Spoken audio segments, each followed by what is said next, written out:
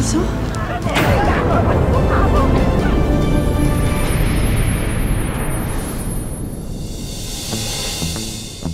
Ngayon ka lang umuwi galing sa pag-iinom, Celso?